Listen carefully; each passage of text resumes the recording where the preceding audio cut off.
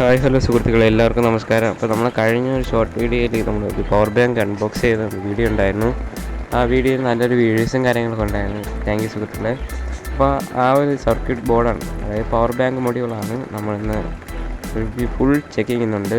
Ampere test, voltage test, അതിൻ്റെ എല്ലാ കാര്യങ്ങളും ചെക്ക് ചെയ്യുന്നതായിരിക്കും. അപ്പോൾ ഇതിൽ വന്നിട്ടുള്ളത്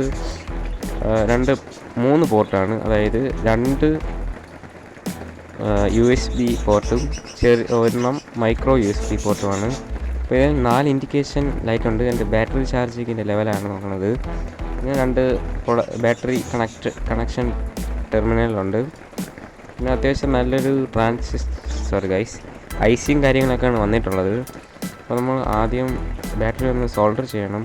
ഒരിക്കലും പൊളാരിറ്റി മാറി കൊടുക്കരുത്, ബോർഡിൽ നിന്ന് കത്തും. ഇതിൽ റിവേഴ്സ് പൊളാരിറ്റി പ്രൊട്ടക്ഷൻ കാര്യങ്ങളൊന്നുമില്ല. അപ്പോൾ നല്ല രീതിയിൽ കട്ടിയുള്ള വയറും കാര്യങ്ങളും ഉപയോഗിക്കണം, എന്നാൽ നല്ല രീതിയിലുള്ള ഔട്ട്പുട്ട് കിട്ടത്തുള്ളൂ. ഞാൻ ഉപയോഗിച്ചിരിക്കുന്ന ബാറ്ററി 5000 mAh ഒരു ബാറ്ററിയാണ്. 5000 മുതൽ ഒരു 10000 20,000 mAh വരെ ബോർഡിൽ സപ്പോർട്ടാവും. നല്ല രീതിയിൽ ആംബിയറൊക്കെ വലിക്കാൻ സാധിക്കുന്ന ഒരു ബോർഡ് കാര്യങ്ങളൊക്കെയാണ്. എൻ്റെ പുറകുവശത്ത് നോക്കുകയാണെങ്കിൽ നല്ല രീതിയിൽ ഷോൾഡറും എൻ്റെ ട്രാക്ക് വിട്ടൊക്കെ നല്ല രീതിയിൽ വരുന്ന കാര്യങ്ങളാണ്. അപ്പോൾ നമ്മളെല്ലാം കണക്ഷൻ കാര്യങ്ങൾ കൊടുത്തിട്ടുണ്ട്. കറക്റ്റ് പോസിറ്റീവ് നെഗറ്റീവ് മാറാതെ തന്നെ ശ്രദ്ധിച്ച് കൊടുക്കണം ഗൈസ്. അപ്പോൾ നമ്മൾ കൊടുത്തിട്ടുണ്ട്. ഈ ബോർഡിൽ 2 ആംപിയറും 1 ആംപിയറും കാര്യങ്ങളൊക്കെ സപ്പോർട്ട് ചെയ്യും. ഇത് ഓട്ടോമാറ്റിക് അഡ്ജസ്റ്റ്മെൻ്റ് ആണ്.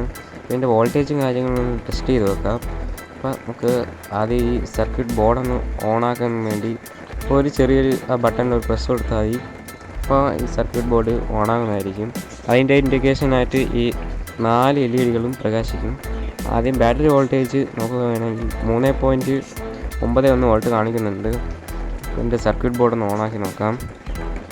കാണാൻ സാധിക്കുന്നു ഒരു ബ്ലൂ ലൈറ്റ് കാണും. അപ്പോൾ നമുക്ക് വോൾട്ടേജ് നോക്കുമ്പോൾ 4.96 കറക്റ്റ് വോൾട്ടേജും കാര്യങ്ങളൊക്കെ ഏകദേശം 5 വോൾട്ടിനടുത്ത് കാണിക്കുന്നുണ്ട്.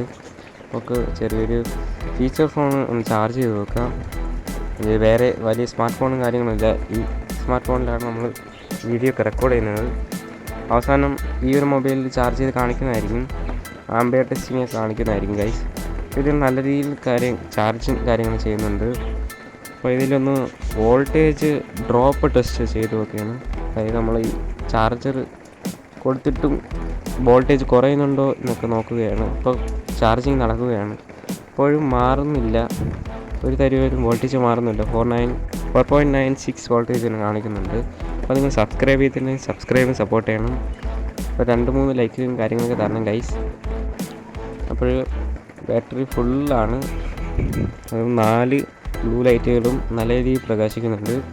അപ്പോൾ 100%, 3 കത്തി 75%, 2 50%, 1 25%. അങ്ങനെയാണ് ഇതിൻ്റെ കണക്കും കാര്യങ്ങളും.